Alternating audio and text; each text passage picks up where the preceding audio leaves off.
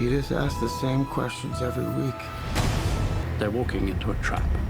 I'm Rick Dalton. It's my pleasure, Mr. Schwartz. Call me Marvin. And if the main character is a girl, make sure she's married by the end. Ow, Joe! Hey, Jojo, my old friend. There was nobody in this country who didn't know who Jimmy Hoffa was. Everything from Jojo Rabbit to Once Upon a Time in Hollywood, some scenes there from just some of the films nominated for Best Picture this year at the Academy Awards. The Oscars air Sunday night, and look, here's the telltale sign they're getting ready. They're rolling out the red carpet for what is known as Hollywood's biggest night.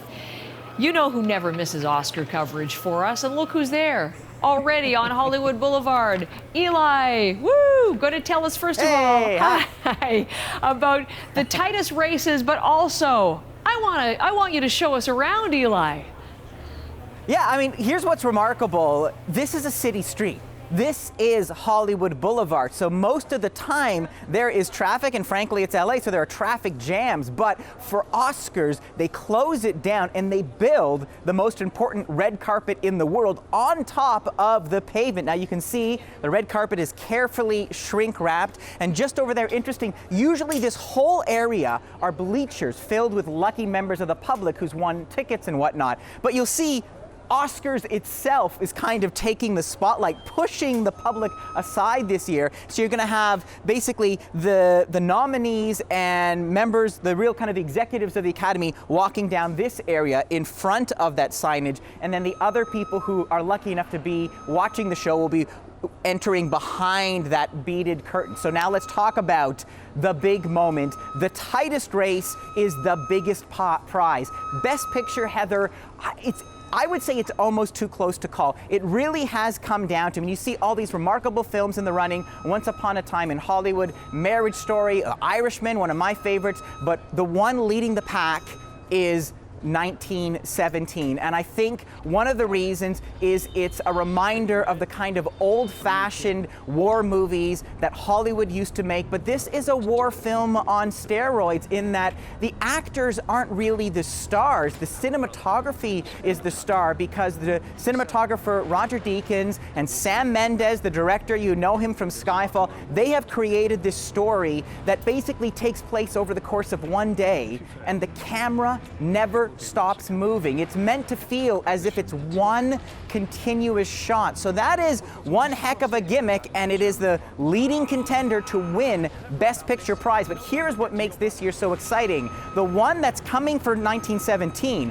the wild card, is a movie from South Korea, Parasite. So the total opposite end of the cinematic spectrum. Parasite is this savage satire looking at class warfare. It is funny, it is thrilling, it is at times horrifying. I think it's very insightful in terms of what it says about the haves and the have-nots and how we all want to kind of climb up that social ladder. And it has been winning a lot of prizes this year. It won the award for Best Ensemble at the Screen Actors Guild Award. That's never happened before for a foreign film. So that's why a lot of people think there could be an upset. And now what's interesting, let's look at the Best Director race. So again, you got Quentin Tarantino. Everybody loves Tarantino. They love Once Upon a Time in Hollywood, but Tarantino has never won as a director. You would think he would be the one leading the race there, but I think that's where the director of Parasite gets a consolation prize. He's not going to win for Best Picture, but I think Bong Joon-ho will win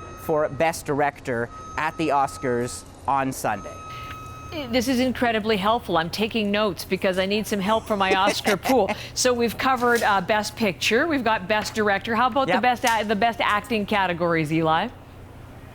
All right, folks, sharpen those pencils. Let us begin with supporting actor. Brad Pitt has been flawless. His acceptance speech is probably already locked down. He has been winning and winning, and he is going to win again. Playing that stuntman in Once Upon a Time in Hollywood should have been Joe Pesci, but it's going to be Brad Pitt. Supporting actress, it's going to be Laura Dern, the movie Marriage Story from Netflix. She plays the divorce lawyer. She steals the show from Scarlett Johansson. So Laura Dern for Best Supporting Actress. For Best Actor, the Joker wins. Joaquin Phoenix. And the interesting thing about the Joker, it comes into the Oscars with the most nominations, 11. I don't think it's going to go home with a lot, but Phoenix, he just dissolves into that pasty skin of the Joker, and I think that Phoenix will rise. And then we have Best Actress, and talk about, well, I don't want to say a Phoenix rising, but Renee Zellweger. I mean, her career, she kind of stepped out of the spotlight,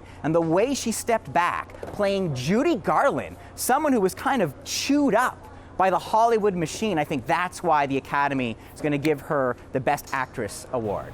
Isn't that fantastic? You mentioned Netflix. I've been reading a lot. They have 24 nominations, but people think this is not the year for streaming. This is the year to see movies on the big screen, so maybe not for Netflix. That might be another storyline. The show itself, Eli, what are you expecting Sunday night?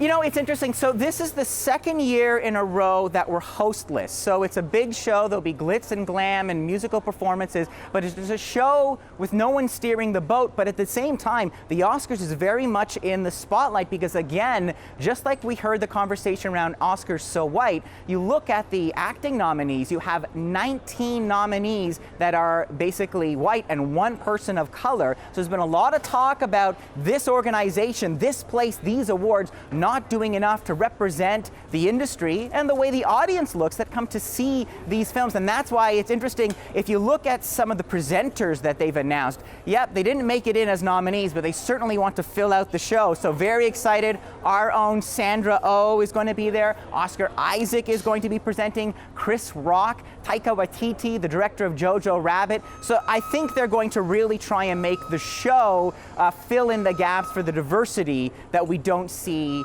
in the races this year. Well, top marks for the picks and for carrying on even as the beep, beep, beep goes on, and they're obviously still constructing things around you. I always admire that. Will we expect to see you in tuxedo on Monday? Is that the plan? All right, I'm here to serve. All right. I work at your leisure, so it will happen. It will be done, Have a wonderful Heather. weekend, Eli. We'll look forward to your coverage, and thank you for this morning. Appreciate it.